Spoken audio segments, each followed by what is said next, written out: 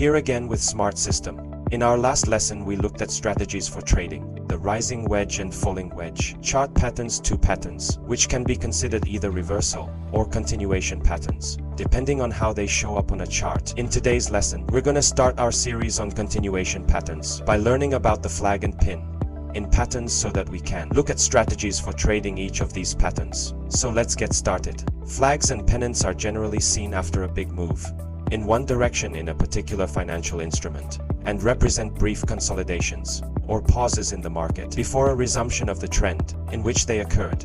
The flag and pennant patterns both contain a flagpole, which is represented by the sharp move, upwards or downwards, which sets up the consolidation. And then the flag is represented by consolidation, which can be encompassed by a rectangular formation, and the pin is represented by a consolidation, which needs to be encompassed by triangle. When a flag or pennant occurs in an uptrend, a break of the top resistance line can be seen, or as oftentimes looked at as a resumption of the uptrend. And conversely, when a flag or pennant occurs in a downtrend, a break of the bottom support line can often be seen as a resumption of the downtrend.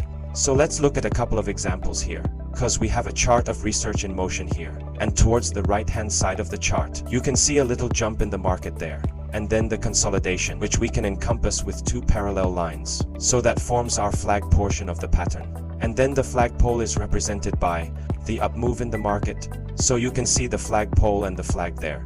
Now for flag patterns. The flag portion of the pattern can be either pointed directly to the side or slanted downward, as we have here. Both are relevant flag patterns there, and you can see the market breaking out above that and making a pretty good run after the breakout of the top of that flag pattern, because this flag pattern occurred in an uptrend, and it was after a big jump upwards in the market.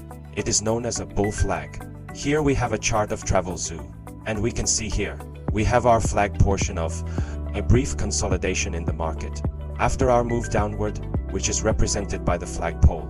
It's basically the exact same as the bull flag example, except flipped upside down, because we're in a downtrend here. We have a big move downward, then a brief consolidation in the market before resumption of the downtrend. So you can see there and again here the flag portion of the pattern can be represented by a rectangle that either points directly to the side or slightly upwards. Either would be considered a valid flag pattern. So for the pennant pattern, the difference between a flag and a pennant is when a pino is formed, the consolidation after the big move upward or downwards narrows as it matures. So we can see here chart of again research in motion.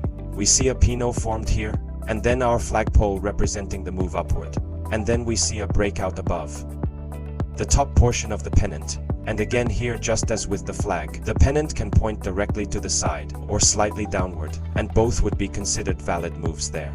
And again here, because this is an uptrend that's represented, it's considered a bull pennant. So here we have a bear example, and again, just flipped upside down. Charter Starbucks. You can see the consolidation narrowing there after the big move downward and representing the flagpole, and then you see the breakout below. So that's our lesson for today. Should now have a good understanding of flag and pennant patterns, and which is considered a bull flag and which is considered a bear flag, as well as with the pennants. And next lesson, we're gonna look at specific strategies for trading each of these patterns, complete with entry in acts of points. So we hope to see you in that lesson. As always, if you have any questions or comments, please feel free to leave them in the comment section. Have a great day.